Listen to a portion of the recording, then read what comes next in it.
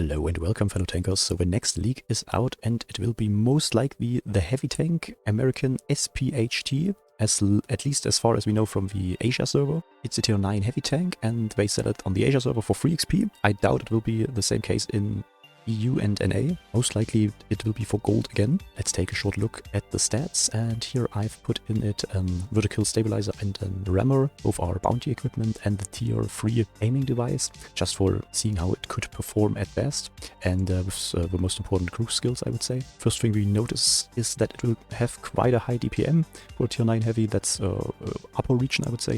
It has then quite a good dispersion rate and quite a good aiming time, and also the dispersion factors would be pretty good if you would play it like I suggest here. This is the most comfy gun handling. You could also switch any of those equipment types, for example for an HP boost if you would rather play like this. So let's keep in mind those gun handling stats, and then we could take a short look at the Bruchetto. The Bruchetto 46 at tier 8 actually has a very similar gun handling, so I put in almost the same stuff in here just for the sake of comparing the stats. So the aim time is even worse, the dispersion would be better, and the dispersion factors were actually a little bit worse than the one of the SPHT. The power to weight ratio actually on the Bruchetto with this equipment would be worse than the SPHT. As you can see here, it's 90.68 and the Bruchetto was 18, something like this. So I guess this would be more like a heavy-medium tank. And if you take a look at the armor model, we will clearly see that it will have big problems actually playing as a heavy tank, because the turret can be a little bit trollish, but as soon as you load heat shells with over 300mm,